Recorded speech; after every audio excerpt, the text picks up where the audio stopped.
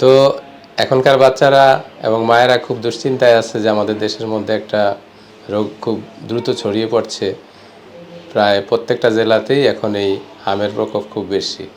প্রতিদিনই হাসপাতালে, চেম্বারে মায়েরা খুব দ্রুত হন্তদন্ত হয়ে ছুটে আসছে। নাক দিয়ে পানি পড়লেও আসছে, আবার গায়ের মধ্যে কোনো ছোট র্যাশ দেখা দিলেও আসছে, চোখ দিয়ে পানি পড়লেও আসছে।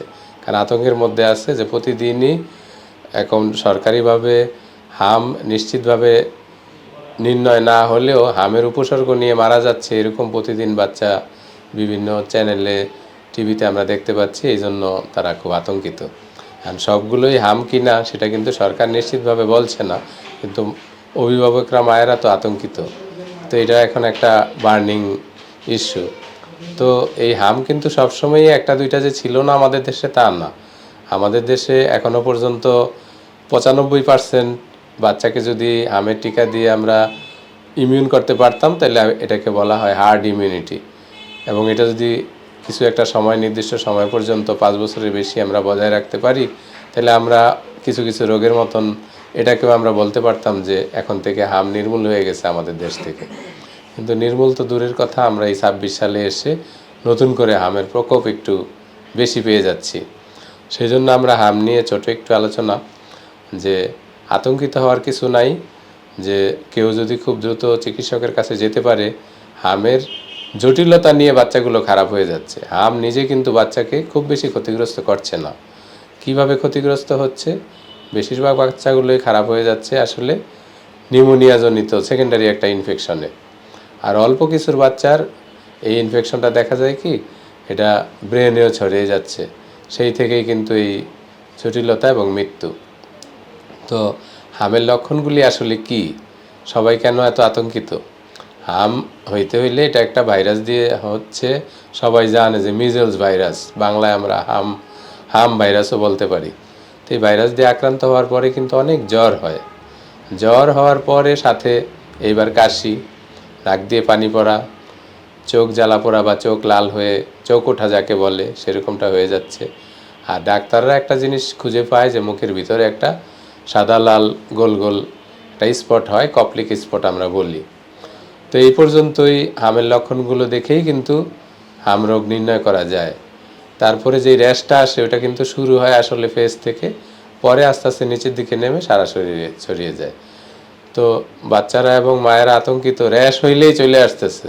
এবং এই র্যাশ তো অনেক রোগেই হয়, কিছু কিছু ভাইরাল ফিভারেও হয়, অন্যান্য কিছু ব্যাকটেরিয়াল কারণেও হয়, কিছু অ্যালার্জির কারণেও কিন্তু শরীরে র্যাশ বা বিভিন্ন রকমের এই স্কিনের পরিবর্তন, লাল লাল গোটা, তারপরে এই যে ফোলা ফোলা গোটা, এগুলো দেখা যায়।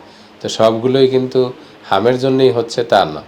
এখন যেহেতু জিনিসটা এখন হাম প্রকোপ বেশি, এজন্য মায়েরা হয়তো আতঙ্কিত হয়ে র্যাশ হইলেই হাম মনে করে চলে আসতেছে। তো আমাদের হাম থেকে আমরা যদি বাচ্চাদেরকে রক্ষা করতে চাই, তাহলে নিশ্চিতভাবে আমরা জানি যে এই সমস্ত বাচ্চাগুলির হাম ইতিমধ্যে হয়েই গিয়েছে তাদের আশেপাশে, এবং তাদের সংস্পর্শে, তাদের কাপড় চোপড়ের সংস্পর্শে আসা যাবে না।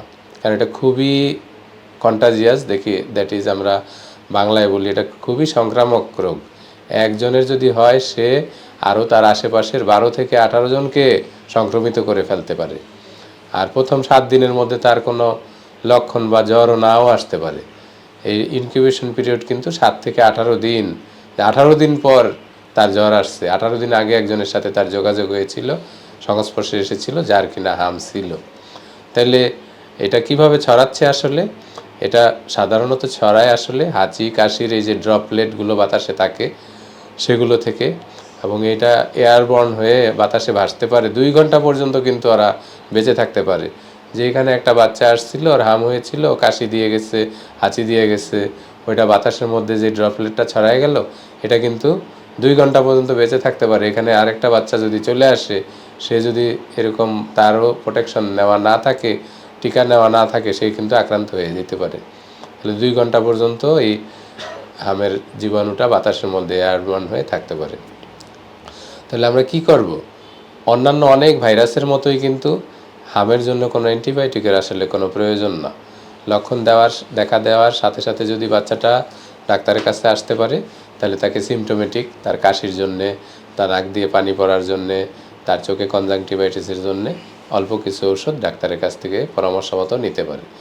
আর যদি সে দেরি করে ফেলে, এটা যদি সে জটিলতার দিকে চলে যায়, তাহলে আমরা আগেই বলেছিলাম যে জটিলতার সবচেয়ে খারাপ জটিলতা হইল তার নিউমোনিয়া হয়ে যেতে পারে। কারণ এই ভাইরাসটা তার রোগ প্রতিরোধ ক্ষমতাটাকে অনেক কমিয়ে ফেলে, তখন খুব তাড়াতাড়ি সে অন্য সেকেন্ডারি ইনফেকশনের দ্বারা ইনফেক্টেড হয়ে যেতে পারে। তো খারাপ ইনফেকশনের মধ্যে ফ্যারিনজাইটিস, টনসিলাইটিস, এগুলোর পরে নিউমোনিয়া। এই নিউমোনিয়া থেকেই কিন্তু বাচ্চাগুলো হাসপাতালে যারা খারাপ হয়ে যাচ্ছে আমরা শুনতে পাচ্ছি, এদের সংখ্যাই বেশি। অল্প কিছু বাচ্চা ব্রেন পর্যন্ত ছড়িয়ে গিয়ে এনকেফালাইটিস হয়ে যাচ্ছে, তারাও খারাপ হয়ে যাচ্ছে। তাহলে এটাকে আমরা কিভাবে প্রতিরোধ করতে পারি? আসলে এই নগদ প্রতিরোধ তো আমরা সংস্পর্শে আসা থেকে দূরে রাখতে পারি। আর শরীরের রোগ প্রতিরোধ ক্ষমতা বাড়াইতে চাইলে কিন্তু উপায় একটাই, তাকে সময় মতো সবগুলো টিকা দিতে হবে। যে একটা টিকা যদি আমরা দিই, সে কিন্তু পুরোপুরি ইমিউন না। ধরা হয় যে 93% প্রোটেকশন তাকে দেয়। আর যদি দ্বিতীয় আরেকটা ডোজ আমরা নেই, তাহলে 97 থেকে 99% দিতে হয়। তাহলে এখন যে আরবার সরকার আরেকটা ডোজ দিচ্ছে, এই তৃতীয় ডোজটাও, এটাও মায়েদের একটা প্রশ্ন, আমার বাচ্চা তো 2টা দেওয়াই ছিল, আরেকটা ডোজ কি আমি দিব? অবশ্যই দিবে। এটাকে আমরা বুস্টার হিসেবে নিচ্ছি। অনেক বাচ্চাই ঠিক মতন এরকম ইমিউনিটি ডেভেলপ করে নাই, অনেকেই বাদ পড়ে গিয়েছিল, অনেকেই ওই সময় মতো টিকা নিতে গিয়ে টিকা পায় নাই বলে দেয় নাই।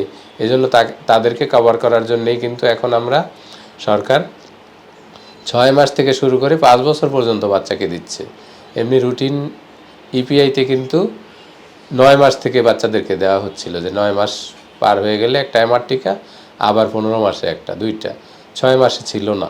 কিন্তু এখন যেহেতু প্রকোপ বেশি, যেহেতু এখন একটা মানে জাতীয় একটা ইস্যু, এখন সরকার 6 মাস থেকেই টিকাটা দিচ্ছে এবং 5 বছর পর্যন্ত, একদম এই 59 মান্থস, 5 বছর কমপ্লিট হয় নাই, তারা সবাই নিতে পারবে এই টিকাটা।